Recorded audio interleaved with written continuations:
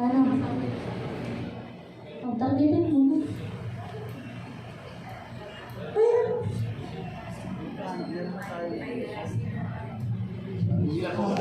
Gusto.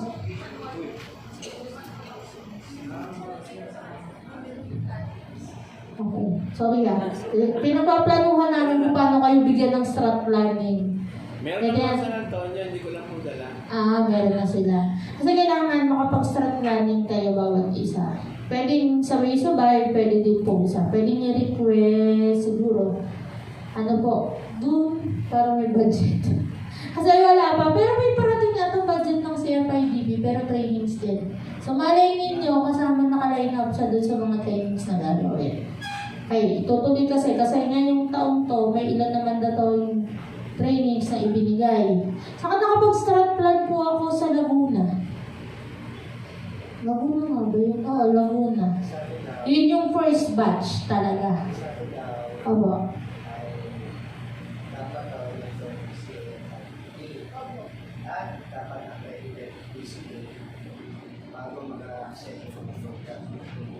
Yes po. Yun po yung feeling ko naging qualification. May 5 set ako, 6 na set ako na sinistrat plan mo.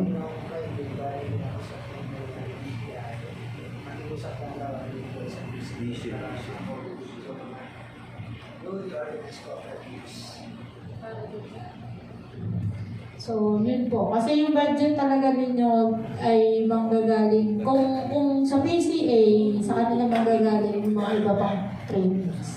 Sa amin naman, as cooperative, CDA, pilit kayo ng resource speaker, kaya namin ibigay. Pero yung venue, pagkain ng members ninyo, hindi namin yung kaya ibigay. Kung walang budget ng PCA na ibibigay sa amin.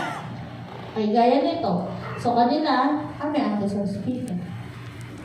Diba? Kaya namin mag-mandatory ng ganito, sagot ng Quezon PCDO yung pagkain. Saka usually, pag nagre-request sa amin, resource speaker lang ko talaga ang dito. Tao lang. Kasi wala pa pong budget kami this year for that. Ewan ko po next year kung magkakaroon na pati venue ay amin. Pwede kayo mapunta sa amin. May venue kami. Pero yung pagkain ng transport ninyo, yun, agad ninyo yan. Kasi kung venue lang, habang sasabi lang kayo, may maliit kaming conference, kasya 20. Nagagawa naman po namin yun pag minsan may pumupunta doon, pag malapit lang, lang ang pagkain. Merienda. Kami na bahala sa sarili namin kasi kami na may nasa office ko. Parang yun lang talagang members ang inyong kailangan. Sagutan. Okay, sunod. Letter H, itaguyod ang isang risk management system. Panganib. Paano natin naharapin ang panganib? Paano natin pamamahalaan ang mga panganib na pwede dumating sa kooperatiba? Bilang board of directors, kailangan maisip niya. Ano-ano ang pwedeng panganib na kaharapin ng kooperatiba? Paano nyo ito makokontra or mapapamahala? Meron din itong training dyan.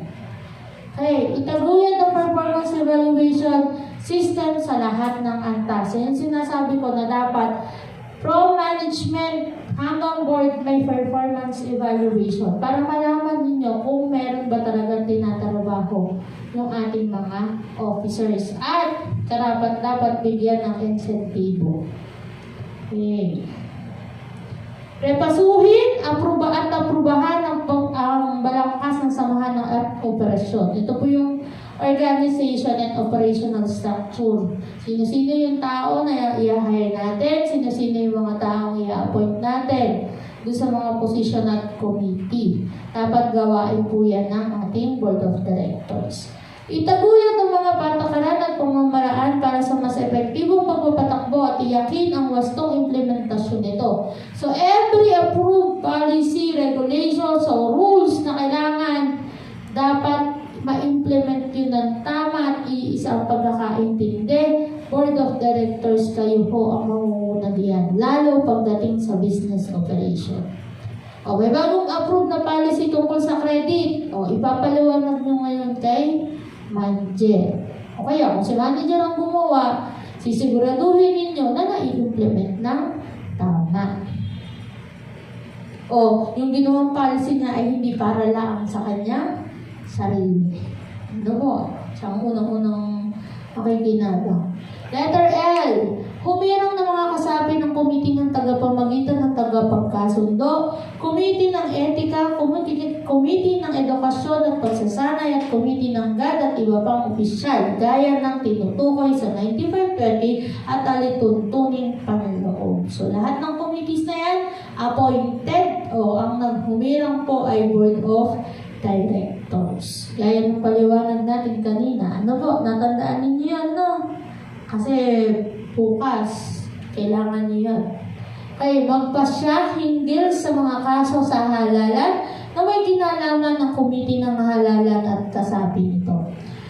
Tandaan lang po, Board of Directors, tanging election committee ang dapat nagpo-proseso ng lahat ng patungkol sa eleksyon. From announcing yung vacancy, from filing of candidacy, from the qualification and disqualification ng mga candidate, hanggang sa process ng eleksyon at announcement ng eleksyon, isama nyo na din ang turnover ng mga officers from new to old ay election committee. Hindi pwedeng mangailang ang ibang committee. Si Board of Directors ang pinapaliwanag sa letter M kung ang gulo ay nagmula na mismo sa committee ng eleksyon.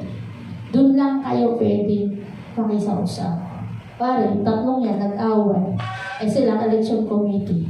Pwede kayong makisausap na o mangyalam na. O kaya, yung tatlong yan, elected officials, silang election committee, merong tumakbo sa kanila. Tapos yung result mismo ay kina-question nung dalawa pa. Pwede na kayong mangilang kasi kasama yun dun sa kasapi ng election committee. Pero kung hindi, sa audit committee may problema, si election committee ang mangingilang. O siya lang dapat ang mag-resolve. Hindi pwedeng mangilang si Board of Directors. Maliwanag po ba? Di ba sige. Huwag yung realidad ha. Kasi pag realidad, madami magko-question sa akin. Di ba sa COMELEC, hindi naman siya pinakikilman ng presidente. Pagdating sa proseso, yun dapat, di ba? Ay huwag niyo kung anin sa buong ng pag-usapan ng realidad. Pero sa atin sa Pilipinas, di ba dapat, kapag Commission of Election ka, hindi ka pakikilman ng presidente. O same na ang din po din sa atin. Pero sa realidad ng buhay, huwag na natin pag-usapan.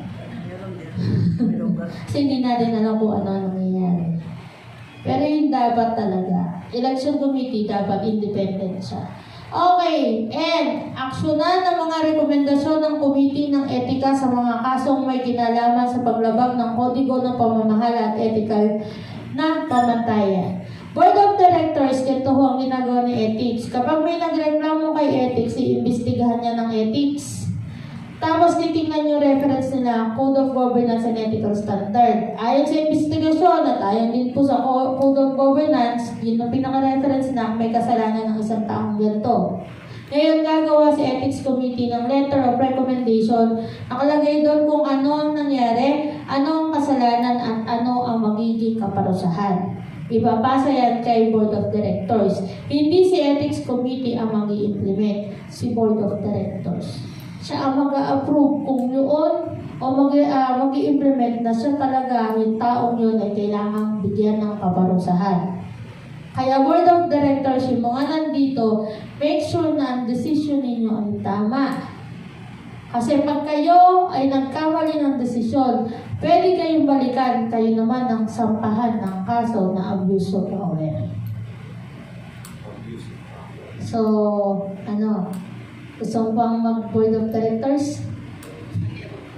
Hindi na po. Okay, letter O. Tiyakin ang pagsunod ng kooperatiba sa mga patakaran ng CDA at iba pang mga ayon sa batas na kinakailangan ng naaangkop kinakailangan ng naakop na ahensya ng pamahalaan. Ito lang po, yung CDA at ibang ahensya ng pamahalaan na kailangan natin sundin yung batas. Dapat maging compliant tayo. Okay, siguraduhin ninyo sa BIR, compliant tayo sa LGU natin, sa business permit, compliant tayo. Pagdating pa sa mga ibang ahensya na nakakasakop sa inyo, compliant tayo. Ano po, hindi lang ho sa CDA. Okay, letter P. Magulat sa pangkalatang kasapian ng pagganap at mga nakamit ng kooperatiba. Di ba kanina, magadoktong yan, kanina sa General Assembly, pinakikinggan nila, ina-accept nila lahat ng report. Di ba? Ng ating Board of Directors, kasama ang Board of Directors. So, kasama din po iyon.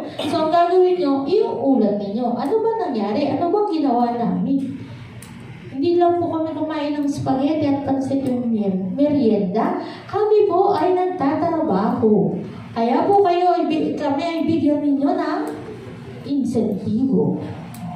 Ganun yun. Pagandahan niya ng accomplishment report para ganahan sila bilang miyembro na magdagdag pa ng sabing puhunan at mas lalo kayong pagkatiwalaan doon sa posisyon ninyo.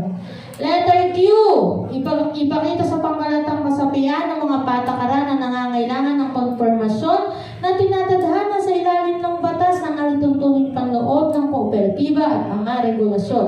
Ito yung mga policy na kailangan si General Assembly talaga ang mag-approve. Election rules and guidelines, General Assembly.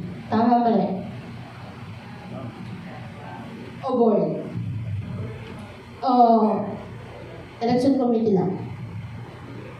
Sino dapat? Kailangan bang ang election rules at guidelines ay inihaharap ng Board of Directors sa General Assembly? O kailangan sila na ang mag-approve? Inihaharap. Okay. Ang Code of Governance and Ethical Standard, kailangan ba siyang iharap sa General Assembly o si Board of Directors na ang mag-approve? Ano po? Kanino? GA Board? GA po ang Code of Governance and Ethical Standard. Yung mediation and conciliation guidelines. Meron din sila nun. And process, guidelines at process ba yun yung pangalan nun? Yung dokumentong yun, kailangan po na iharap ba yun sa Board of Directors o sa General Assembly na? Yun yung proseso kung mediation and conciliation procedure. Yeah. And process pala. So, kailangan iharap ba yun? Ipa-approve ba? O si board na lang? Pwedeng sa board na. Diba? So, yung annual plan at budget, kanina i-confirm. Diba? Sa GA. So, yun yung kasama po sa letter Q. Eh, lahat halos sa mga patakaran. Eh, pag po may business expansion, si board ba o si GA? GA. Kasi expansion yun. Pero yung mga policy na medyo hindi ganun kasensitibo at walang kinalaman sa pera, pwede nang si Board of Directors. Eh baka naman pati uniform na susuotin ng management, iharap mo pa sa General Assembly. Ay mapapalo ko na kayo. Kasi simpleng bagay na lang, ipapasa nyo pa sa General Assembly, pwede na yung board ang mag-desisyon. Kahit nga si manager ang mag-desisyon. Ano po? So, hindi naman po ganun kakomplikado lahat ibibigay sa General Assembly. Kaya ipakita sa pangkalatang kasapian ng pananalapi, panlipunan at pagganap ng mga ulat. Yan po yung tinatawag nating social at performance evaluation, audit report, performance audit report, saka social audit report at audited financial statement. Yan po yung nasa annual report. Sabi ni Ma'am Loisa, kaya binibigyan kayo hanggang April 30 ng mga dokumento na isasubmit sa amin for Certificate of Compliance kasi inire-report nyo pa yan sa General Assembly. So yan po iyon. At letter S po, gumpanan ng iba pang gawain na nakapaloob sa alituntuning panloob o sa kapahintulutan ng pangkalatang kasabihan. Okay. So anong sample niyan? Pwede kayo maging representative dun sa mga councils, dun sa mga meetings. Pwede din kayo ang pumirma sa bangko.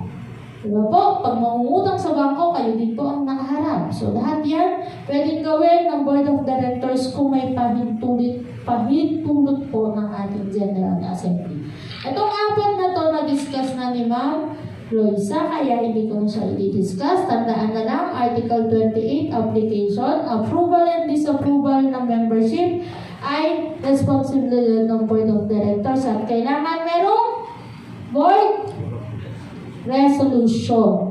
Ang Article 30, Termination of Membership, pwedeng wakasan po ang ating mga membership, ang pagkakamiyembro, pwedeng niya na i-resign o termination.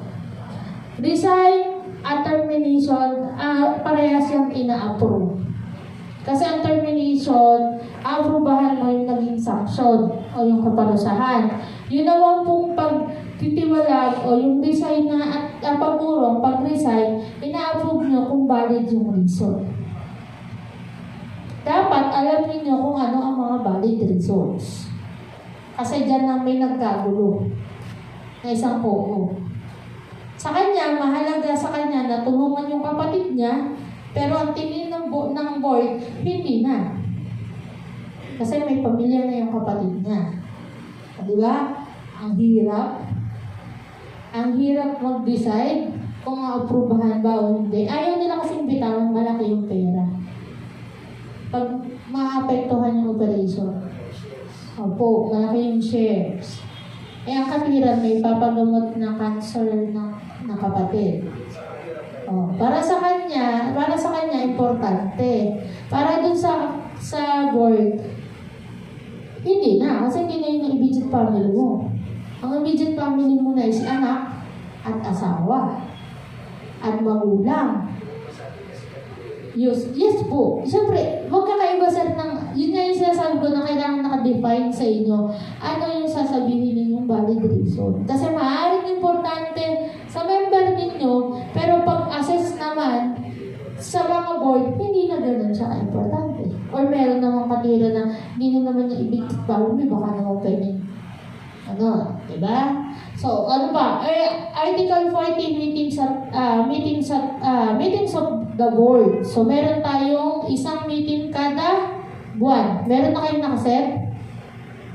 Sa bawat meeting? Okay, dapat kumpleto ha. Discuss yan. Article 56, yung banding. Sabi na natin, banding. Banding po, surety band ha. Hindi po kaya na anong banding yan, surety band po ang kailangan natin. Every year yan, kailangan dinidiscuss. Okay? So, susunod na kasi dito, cooperation. Sino? Taas nga ka, may vision wala pa talaga? Wala pa? Meron. Kayo, wala. Kayo? Meron. Kayo? Wala. O sige, bukas natin gawin. Okay na ba kayo? Ngayong araw na ito, bukas natin gawin natin activity. Para medyo malinaw-linaw ang ating isipan. Mag-isip na po kayo. So, habang iniisip niyo yan, sige, discuss natin kung ano ang vision. Para bukas, alam nyo, tapos na. Para bukas, assignment na. Habang kayo nagtatagayan, kung may tagayan kayo mamaya, hindi ko alam kung meron. Kasi nung mga last time na lagi silang kahit walang painom ang host, may inom sila. Yung last batch, mayroon silang inom, walang painom ang host Pero nag-inom sila sa baba. Okay, ano ang vision? Ang sabi dito, ito daw ay isang salaysay kung saan nais mo ang iyong kooperatiba sa hinaharap. Ito ay isang pahayag ng pangmahabang termino na adhikain, isang malinaw na larawan na nakakaakit, ambisyoso, ngunit maisasagawa sa kinabukasan. Ang tanong kasi dyan, kailangan makagawa kayo ng statement. pahayag o salaysay kung saan inilalahad ninyo ano ang gusto nyong mangyari sa kooperatiba ko sa future. Sample, maging numero 1 credit cooperative sa probinsya ng Quezon sa loob ng 3 taon. Possible ba yun? Numero 1, ha? Iba yan, no? Number 1. Ambisyoso talaga. Huwag pong ganon. Kasi yung 3 years, kulang. Okay lang tayong mangarap na numero 1. Pero bigyan mo naman ng panahon. Lalo kung bago ka pa lang, kaya mo na ng 3 taon? Hindi pa. So, pwede natin sabihin isa sa pinakamagaling o isa sa pinakamahusay. Isa lang. Ibig sabihin, may kasama ba kayo? Hindi naman yung maging pinakauna. Abay, pinaka-top talaga, best, di ba? Top 1 na credit cooperative sa lungsod ng Quezon. Wow. Opo, dapat hindi suntok sa buwan. Nasa huling statement, dapat maisasagawa po. Siya ay kaakit-akit na pag nabasa mo, wow, parang gusto kong sumali sa co-op na to. Dapat ay measurable. Yes, measurable din po siya. Ano po? So, dapat pag tingin ninyo, pag binasa ninyo yan, okay to. Sige, bilang tayo, mga 10 taon. Tapos, sikat na to. Parang gusto kong maging member. Maaakit yung magbabasa, ma-engage. Hindi yung pag nabasa na, huwag din po sobrang haba, ha? Kasi minsan, sa 2 sentence pa lang, hindi na yung mabasahin. Pag sobrang haba, tapos isang paragraph na isang ganyan, nakandun sa co-op nila yung vision, yan, isang panel na yan. Simula doon sa una hanggang sa dulo, vision. Ay, hindi ko babasahin yan. Tapos ang punta ay yung parang desla, ilan linya iyan? May 20? Ay, hindi. Opo, maiksi lang po to at na-clear po yung plano at gusto ninyong mangyari.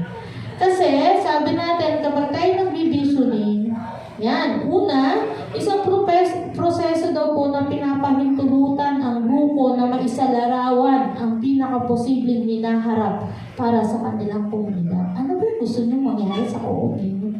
Sa tingin ninyo, after 2 to 3 years o 5 years ng co-op, ano yung gusto nyong marating o pangarap? Sabi, sir, pangarap.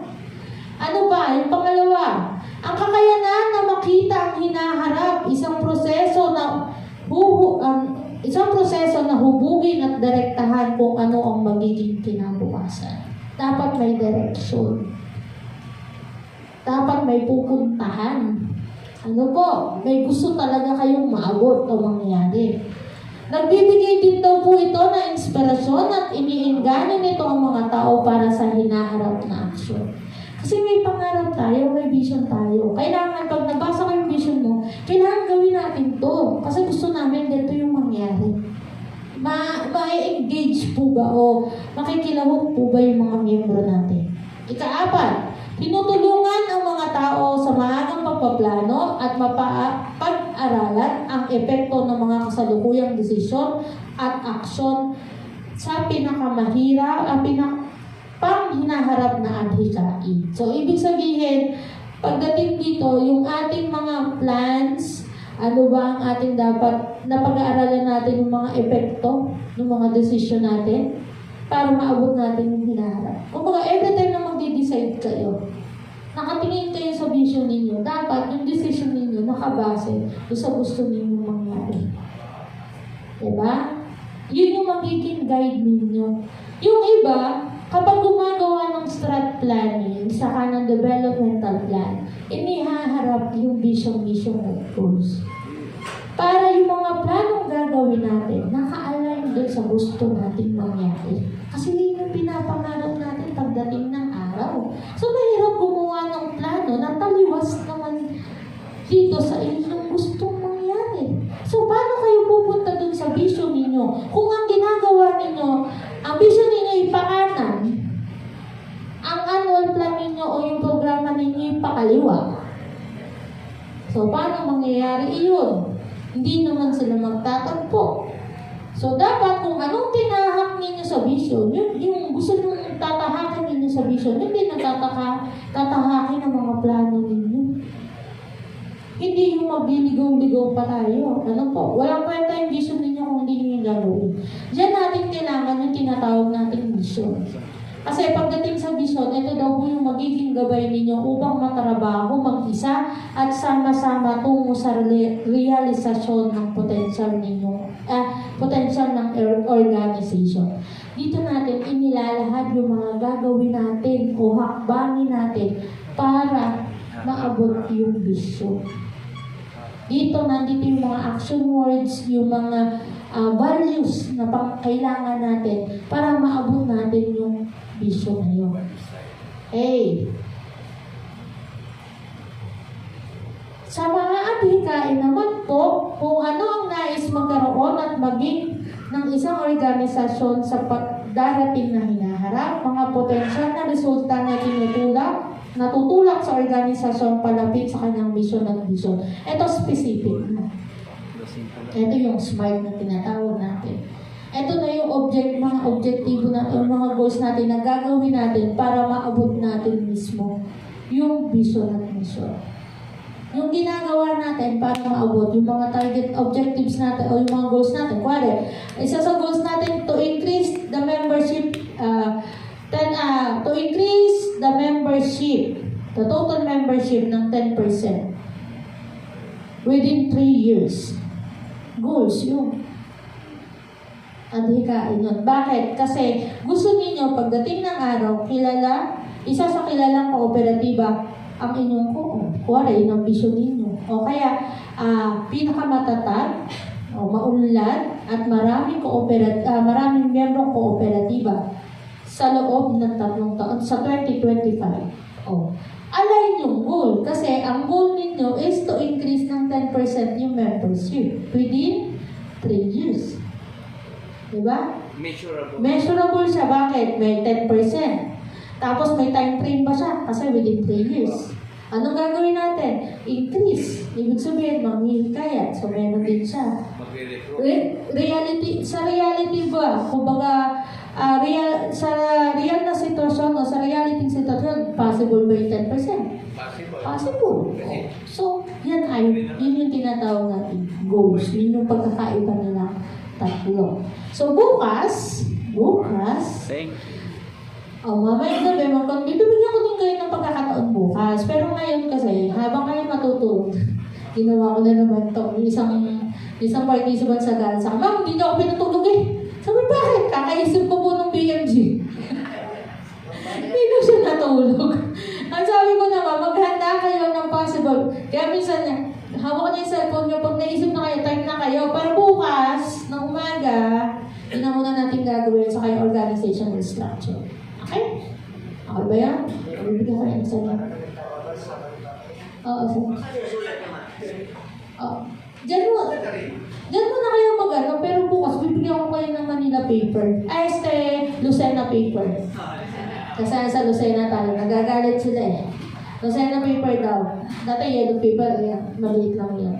So, bibigyan ko kayo bukas ng Lucena paper para dun sa BMG. So, pwede natin, sila kasi meron na, di ba? So, tutulungan natin kay critic natin. Hindi naman po ibig sabihin na naisulat nyo na, yun na yung dadalhin nyo sa co-op ninyo. Pwede natin siyang, pagdating sa co-op ninyo, pag-uwi ninyo. At least lang po, may idea kayo kung paano gumawa ng BMG.